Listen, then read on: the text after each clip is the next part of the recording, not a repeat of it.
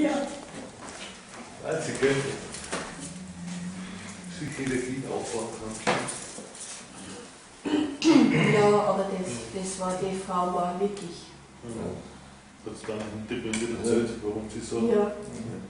Was macht die Schwingung aus, die Farbe hauptsächlich, oder? Die Farben sind natürlich, es sind schon, was die Vicky Wall, diese Schwingungen von Vicky Wall, aber trotzdem es sind die Farben, was in der Haut dann einfach jeder Leibersfarbe. Na gut. Das sind ja schon Informationen dabei, ne? Natürlich, natürlich, aber schon auch von den Kristallen noch drin sind, ja, schon, aber hauptsächlich. Durch welche Versicherung findest du, die das Solos versichert? Durch energetische Ausstrahlung, Zerstörung von materiellen Dingen. Aber das kommt noch. Ja, in 20 Jahren gibt es eigene Polizen. Ich bin vor Jahren, 2, 3 Jahre ist ja. Ich habe viel mit der Blume des Lebens gemacht, ich bin ja Cover-Trainer und so weiter. Und ich kenne um die Gesetze der Blume des Lebens und dass da in zigfacher Form der goldene Schnitt drinnen ist und dass der goldene Schnitt, wir sind bei unserer Zeugung, wenn wir da auf die Erde kommen. Ne? Also Hochenergie, diese zwei Zellen, die was ineinander treffen und irgendwann diese Überlappung haben, dass das Verhältnis der Breite von diesem Fisch, von dieser Fischblase zur Länge der goldene Schnitt ist. Ne? Wie ein Gesicht, glaube ich. Die Augen und so weiter, das ist ja. Also die Länge, zu der Länge da, der goldene Schnitt. Und in dem Wissen haben wir einen Termin gemacht, zu dritt. 2 Freunde, der eine hat mit Feng Shui gearbeitet, der andere war eine Werbeagentur und ich energetisch und psychisch und mental. Haben einen Termin gehabt beim Generaldirektor von einem großen österreichischen Nahrungsmittelunternehmen. Das Essen halt in Gasen und Dosen aufhört. Ne? Da will ich den Namen nicht sagen, und gingen dort rein und der Karl, der erzählt ihnen gleich was, der erzählt dem Geschäftsführer gleich was über den Cashflow. Ja? Und er sagt, um 10 Euro, woher weißt du das? Sagt er, das kann nicht anders sein, weil jetzt genau vor dem riesigen, schönen, großen Portal hinten die Glastür und die Büros alle offen, da zieht die Energie wieder aus, also eigentlich das Geld weg, wie ist es verdient? Ja, das stimmt. Und ich habe in der Hand gehabt, so eine große metallene Blume des Lebens. Vergoldet. So groß, vergoldet. Ich habe es ganz einfach mitgenommen, weil ich im Auto gehabt habe, spontan mit der Idee ist mal reingekommen. Und wir sind reingekommen da und ich sage zu dem Generaldirektor, darf ich die da herstellen und platziere es genau an der weißen Wand gegenüber von seinem Schreibtisch. Und ich merke schon, wie der die ganze Zeit dort hinschauen ist und sich nicht konzentrieren kann. Und irgendwann kommt der selber da so, mir lenkt das total an, ich muss dort hinschauen, ich finde das so schön. So ist klar. Ja. Und ich habe nichts weiter gesagt. Ja. Dann hat er gesagt, was hat es mit Ihnen auf sich? Ich kann nicht wegschauen. Ich sage, nein, das bist du. Und sagt er, wieso? Sag ich, wir haben das erklärt, dieses Prinzip. Und das mit dem Symbol an jeder Mensch in Resonanz geht. Und dann haben wir natürlich Konzepte für seine Firma vorgelegt, wie man da energetisch arbeiten kann. Und eine der Ideen war, wir machen auf jedes Gurkenglas, auf jede Dosen zur Energetisierung des Essens eine Blume des Lebens drauf. Ja? Das ist kein kürzes Symbol, das kann man jeder verwenden. Wenn du das jetzt am Gurkenglas auf der Rückseite vom Zettel machst, beeinflusst dann der Logo und so, also man sieht es von der anderen Seite, wenn man durch die Gurken, durch das Wasser dann durchschaut. Das ist das eine, es wirkt auf das Essen in sich, da drinnen energetisiert es wieder lebenslang. Und das zweite ist, es stellt die Verbindung zu den Menschen her, weil so wie du von der Blume des Lebens angezogen fühlst, so fühlt sich jeder von euren Gurkenglasen von angezogen. Konzept aufgesetzt, aber wie das alles gestanden ist und wie das Projekt so einmal vorgelegt haben, hat der mittlerweile norwegische Eigentümer, der vor ein Jahr vorher gewechselt hat, das ein norwegische Holding gekauft, hat einen Strich durch die Rechnung gemacht und gesagt, und dann ist das gestorben. Ne? Aber das war für mich absolut spannend gewesen und es war nicht anders gegangen, dass die Quoten ganz einfach ein Megaseller werden. Weil das ein energetisches Thema ist, das total im Unterbewusstsein spielt.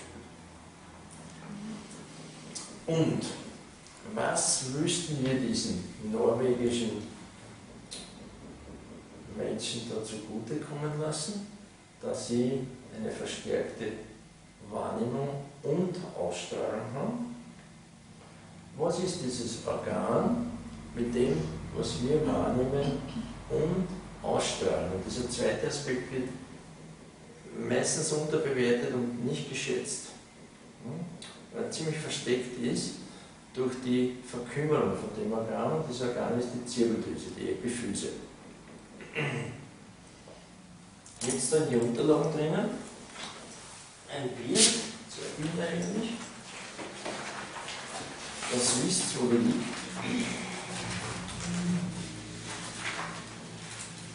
Dort zur Beschreibung, was sie macht.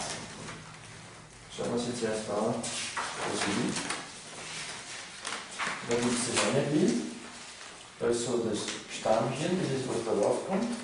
Und das Zwischenhirn in diesem Ventrikel da und dem Corpus callosum, also dem Balken dazwischen. Und da in der Mitte drinnen liegt die Zirbeldrüse, die Pinealgland, auf Englisch da beschrieben. Und davor, am vorderen Ende, auf der anderen Seite von dem Stammhirn, die Hypophyse. Die kommunizieren sehr stark miteinander, beeinflussen sie. Und die Epiphyse ist da gelegen. Wenn man da so reingeht in unser Gehirn, auf der Vorderkante von dem Ohr und Vorderkante oben da rein und da in der Mitte drinnen. Ist zugleich da hinter der Nasenwurzel. Da ist die Epiphyse. Und ist eine Drüse, die als Hauptproduzent von Melatonin gilt, also diesem Lichthormon, das die Tag-Nacht-Steuerung macht. Und wir sagen, die ist hauptsächlich in der Nacht produzierend von dem Melatonin, weil es da finster ist. Aber das ist nicht das Kriterium, dass es finster ist, sondern dass diese Reize des Beta-Bewusstseins, also da habe ich nicht weitergeschrieben, da heißt es Alpha-Bewusstsein, das ist das berühmte Alpha, und da das Kontrollsystem ist das Beta, und da oben bis 100 Hertz ist es Gamma. Diese Euphorie zu erzeugen. Ja?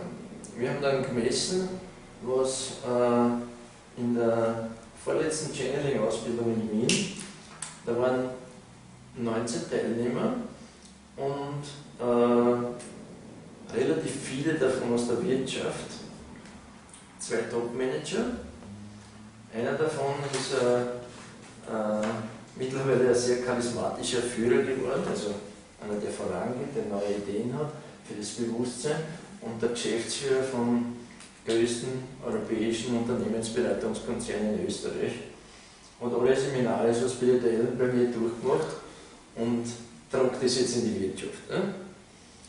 Der ist bis 120 Hertz aufgekommen. Wenn der an was glaubt, was war, und der ist überzeugt davon, ne? Dann strahlt er das aus. Und der hat gesagt, er ist dafür da, mit Menschen in Verbindungen zu arbeiten. Er ist alle Geschäfte und alle Kommunikationen, die er initiiert, sollen getragen sein von einem Gewinnen für alle, und zwar diese Verbindung von allen aufrechtzuerhalten. Ne? Das heißt, es soll gewinnen das Unternehmen, für das er arbeitet, jeder beteiligte Mitarbeiter in den Unternehmen, an materiellen Gewinn und an Freude, dass er das tut, und der Kunde. Und wieder den seine Kunden, denen das zugute kommt. Wieder, ne? Alles soll gewinnen. Das ist sein Ziel, daran arbeitet er. Ne? Und der war in so einer Euphorie, dass er da aufgekommen ist. Ne? Wenn wir jetzt aber da in das Bewertende kommen, da ist Zirbeldrüse abgestellt. Da lenkt uns das Außen ab, was wir alles müssen und alle Erwartungen. Wir gehen in das logische Denken ein und haben in dem Bereich keine Zirbeldrüsenaktivität. Ist das Automatismus, der da passiert? Wie? Stellt sich der dann automatisch ab, sobald ich zum Lenker fahre, ist die Wirbelsäule. Ja, du hast weniger Reize, das Denken, was du alles musst, nimmt ab, weil du da die Reize nicht mehr hast. Und du kommst automatisch mehr ins Unterbewusstsein. Was ich da noch nicht gesagt habe, ist, da haben wir die Grenze. Ne? Darunter haben wir keine Kontrolle, drüber haben wir die Kontrolle. Da. Und haben wir dieses bewusste Handeln, wenn wir nicht abgelenkt werden. Ne? Also da haben wir Bewusstsein. Bewusstsein. Wir können wahrnehmen, wir können sich konzentrieren da auf das, was da jetzt ist. Und da sind wir unter der Bewusstseinsgrenze, daher hast du Unterbewusstsein.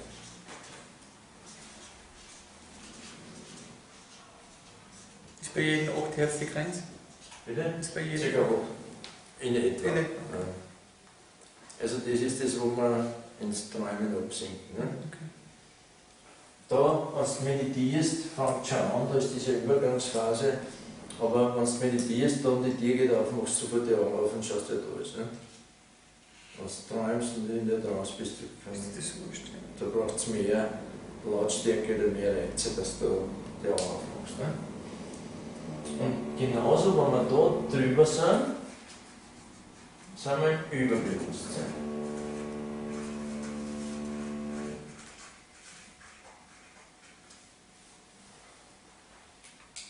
Und da ist halt extrem diese Kontrolle und ab da setzt die Zirbeldrüsenaktivität ein und ab da auch. Und da produziert es fast noch mehr, weil die Euphorie mehr rauskommt und weil die Serotoninproduktion auch gestartet wird. Und man hat festgestellt, dass nicht nur die Hypophyse Serotonin produziert, was im herkömmlichen Pharmabereich so genützt wird, weil da die Medikamente so forciert werden für Leute, die Depressionen haben, die wollen einen Serotoninmangel, weil es in Ängste einsteigen. Wie es die Augen zumachen, links Ängste, was nicht alles ist, und die Kontrolle aufgeben, ist schon überhaupt da Möglichkeit, weil wie sie das letzte Mal als Kinder die Kontrolle nicht gehabt haben, ist so etwas fürchterliches passiert. Ne? Das ist der Hintergrund davon. Also geben sie nicht mehr die Kontrolle ab. Sie müssen nie die Kontrolle abgeben, um neue Visionen zu bekommen. Ne? Und diese Kontrolle dann nicht mehr aufnehmen, um nach diesen bewussten materiellen Sachen die Entscheidungen zu führen, sondern ganz einmal in Euphorie umzusetzen. Dort einmal gestalten. Kann man einen Sprung machen, von 8 auf Eis, von der 8 Hertz Grenze oder unterhalb, aufs Überbewusstsein? Das ist das, um was geht, was man trainiert. Ah! Ja? Die Entscheidung quasi, gar nicht in die Mitte reingekommen, sondern gleich jetzt zu entscheiden. Und der eine hat es mehr, der andere weniger, je nachdem, wie wir Kontrollgeld sind. Ne? Also da, das ist glaube ich gute Truppen da. Das sind nicht sehr viele Kontrollfreaks da, oder? Ja? Ich arbeite noch dran. Ich arbeite dran. Ich arbeite nicht mehr dran. Was? Ich arbeite nicht mehr dran. Also du brauchst einen Lehnstuhl. An was wollen? Einen Lehnstuhl, was die Arme auflegen kann, dass es nicht immer so abwehrt. Achso, ja, das geht schon.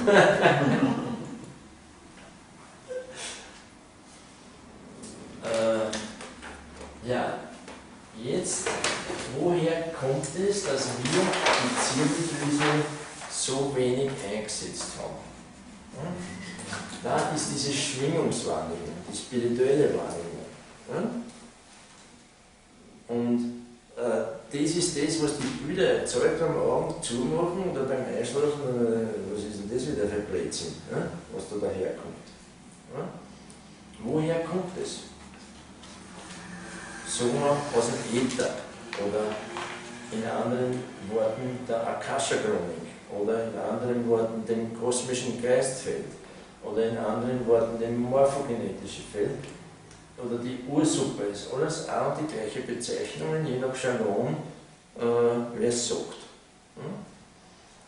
Also in der Bewusstseins- und Esoterikwelt hat sich der Begriff Akasha-Chronik ziemlich gut eingebürgert, ist nichts anderes als eine Ansammlung von urvielen Neutrinofeldern, was jeder über sein Denken da eingespeist hat.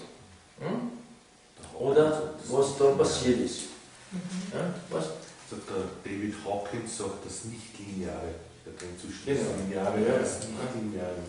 David Hawkins sagt manchmal die Ursuppen. Ne? Ja.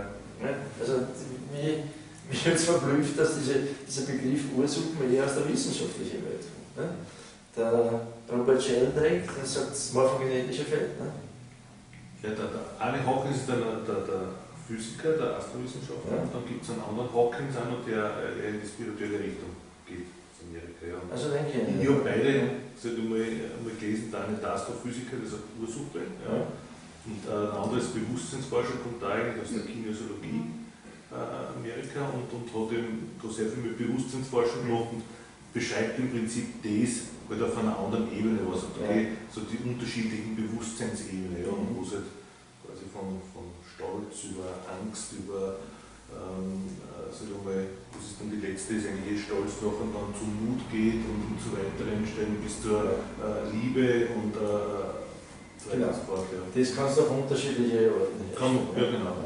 Ich habe eine zusammenhängende Frage. Wenn ich jetzt irgendwie aus der 8-Hertz-Grenze mich entscheide fürs Überbewusstsein, dann stellt sich mir die Frage gar nicht, wie ich ausschaue, ob ich ausschaue, wann ich ausschaue oder wie. Dann bist du nicht mehr beurteilt. Das muss dann auch nicht, was du das mit dem fokussierten, nicht fokussierten Aufnehmen abgeben möchtest. Ja. Die Frage stellt sich dann mal. Ja. Nur wenn es da da gibt es auch. Also wenn ich mich das Unterbewusstsein entscheide, ist das andere quasi, dass mir gültig unter Da Anführungszeichen. gibt es zum Beispiel eine Menschengruppe, wenn es die gehirnmäßig misst, sind sie da drinnen, aber es geht ihnen nicht gut. Ja? Das sind hyperaktive Kinder. Hyperaktive Kinder sind absolut in dem Gamma-Bereich. Ja? Nur die haben kein Ziel, die haben keinen Fokus. Die machen irgendwas, die sehen gerade Bilder und reagieren drauf und dann sind hin und her gebeutelt. Ne? Weil die können nicht ruhig da runtergehen und mit den Dingen was arbeiten, wie sie auch nicht.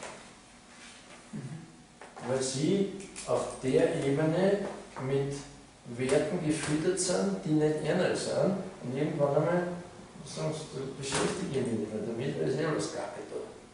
Ja? Was man die erzählen und das abräumen und das dürfen sie nicht abräumen. Also gehen sie in irgendwelche Action und forcieren noch die Überreizung, die sie da umhält. Das merkst in der Filmindustrie, merkst du das, was Kinderfilme anbelangt. Wie schnell Zeichentrickfilme geworden sind. Ja? Wenn ich ein MTV-Video sehe, da zucke ich aus, da bin ich wahnsinnig. Das ist nicht schnell. Das geht über die 230 Bilder pro Minute hinaus. Es geht um die 40, 50 Bilder pro Minute. Pro Sekunde, Entschuldigung. Also, das ist eine Reitschwelle, die überschritten. Ne? Und damit, das finden die Kinder geil. Ne? Das ist das, was es einen Reiz gibt. Das sind so richtig im Element. Ne? Was ich meine ist, ich bin ja damit in der Kontrolle, wenn ich mich damit auseinandersetze. Fokussiere, wo fokussiere, wie fokussiere, was du meinst? Da bin ich erst wieder in der Aber Kontrolle. wenn du fragst, wie fokussiere ich? Ja, wenn ich in der Überbewusstsein bin, in der euphorischen Mann, weißt du? Ja. Wenn ich davon ausgehe und mich dann frage, genau, wie ich fokussiere jetzt, so fokussieren tut, dann bin ich wieder in der Kontrolle. Und davon ab, dass du das weitermachst.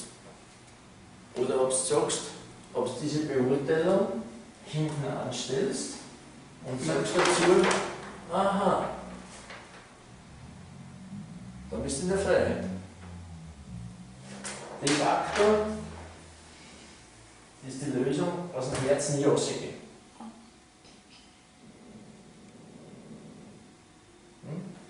Immer parallel auch im Herzen zu sein. Das heißt, wenn ich im Überbewusstsein bin, muss es nicht sein, dass ich gleichzeitig im Herzen bin. Habe ich das richtig verstanden? Im Herzen kann es bleiben. So ist Also immer noch, das impliziert das im Herzen so sein, wenn ich im Überbewusstsein bin. Dann kann es im Unterbewusstsein sein, in der langsamen Schwingung. Aha. Aber nicht in der beurteilenden Schwingung. In der Beurteilung bist de facto immer, weil das geht nicht anders, nur die Beurteilung hat ein anderes Kriterium, nach dem es bewertet. Nicht die Außenwelt, sondern wie geht es mir?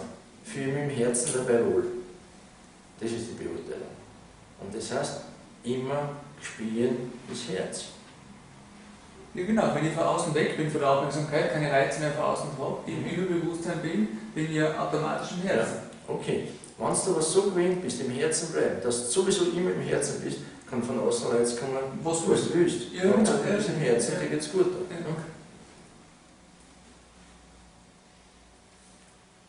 Also du kennst ja diese Geschichte, aber ich erzähle es noch einmal.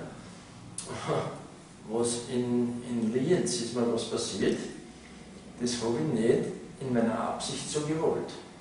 Aber ich das erzählt bei dem Vortrag, wie der Krampus auf mich zugekommen ist. Ja. Du kennst es schon? Nein. Es war während einem Seminar in Lienz in Osttirol, das war vor 2 Jahren, am 5. Dezember. Ich kann mich jetzt nicht erinnern, wo der Krampus-Zeit ist, und da rennen über die Schirchgreifen. Und dann und Wochen wurde es bei Höhlen sind alle angesoffen. Ne? Und wir sind in ein relativ gutes Restaurant gegangen und haben dort in einem abgelegenen Zimmer, nicht im Schankland gesessen. Ne? Und dennoch geht irgendwann die Idee auf und es kommt so ein riesiger Lackel rein mit einer Kugel offen und dann so aufgeführt. Ne? Wenn man denkt, okay, ne? Interessanterweise sind die Frauen alle an der Wand gesessen, also abgeschirmt vom Tisch, und die Männer alle auf der Außenseite vom Tisch auf die Sessel. Ne? Und ich bin auf dem Eck gesessen, was der Tür am nächsten bin, also dem Kramperl am nächsten. Ne? Und ich bin da relativ gelassen meistens. Ne?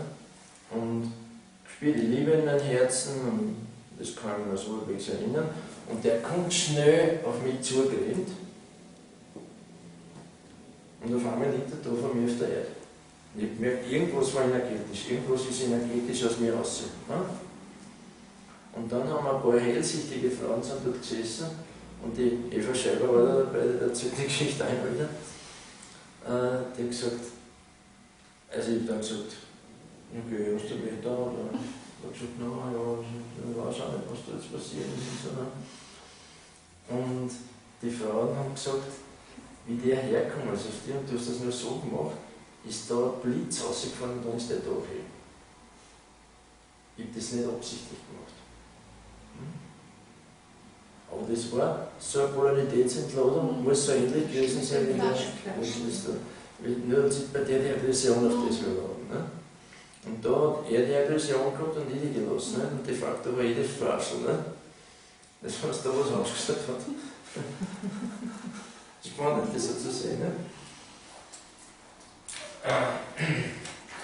Jetzt, wie sind wir auf das gekommen? Ja, mit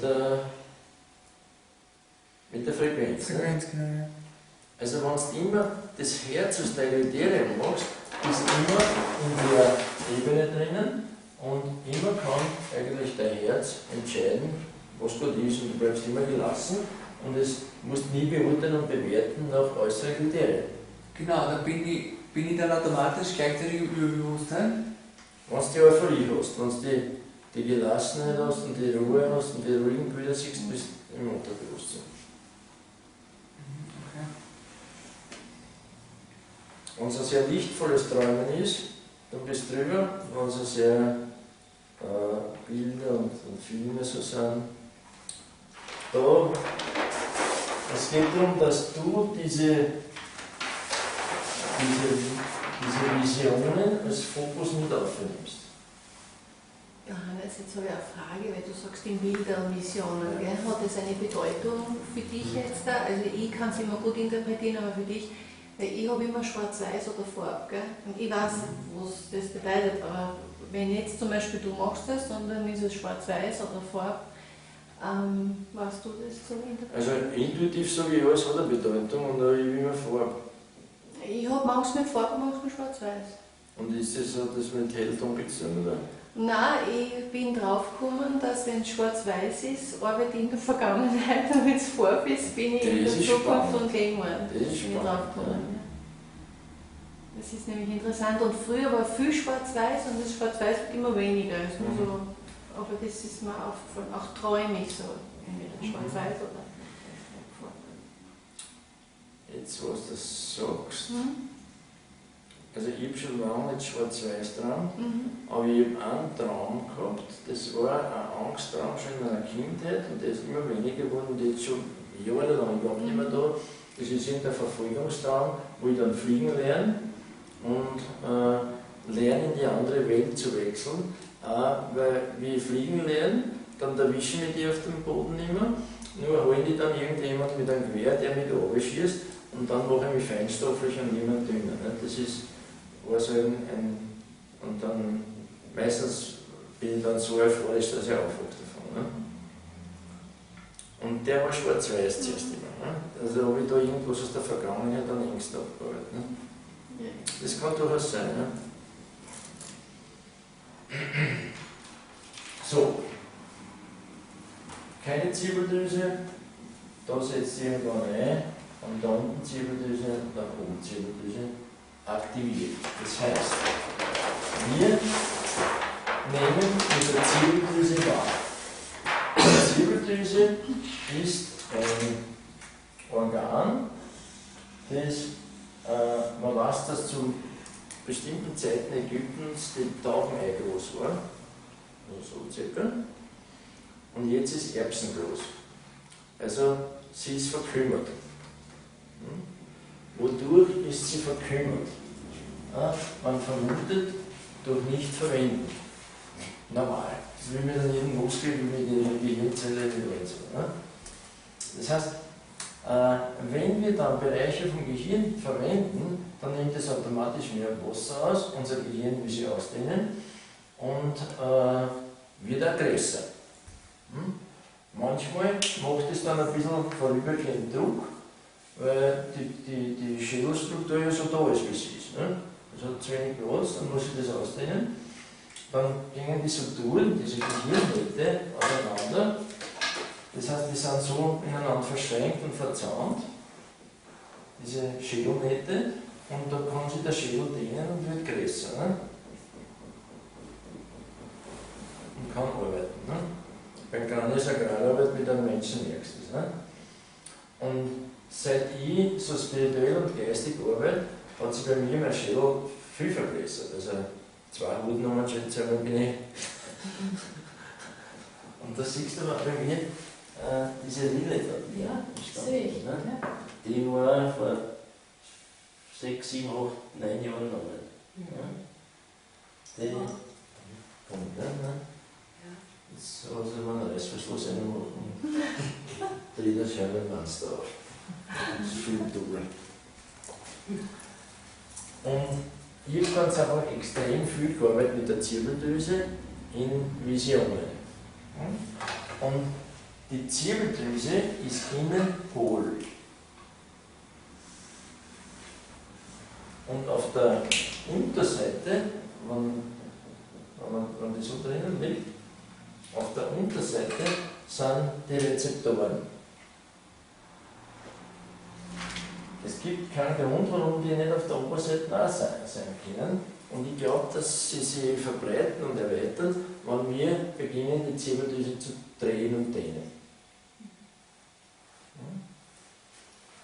Und daher bekommen wir von der Zirbeldrüse so diese kosmische Strahlung ab, was nichts anderes ist als Elektrizität aus dem Weltall. Und die nehmen wir auf und produzieren damit diese Hormone verstärkt. Also umso mehr Bilder du auch während des Tages bekommst und Wahrnehmungen während des Tages kommst, umso mehr Melatonin, Serotonin und Dopamin produziert er am Tag, nicht nur in der Nacht. Und das sind diese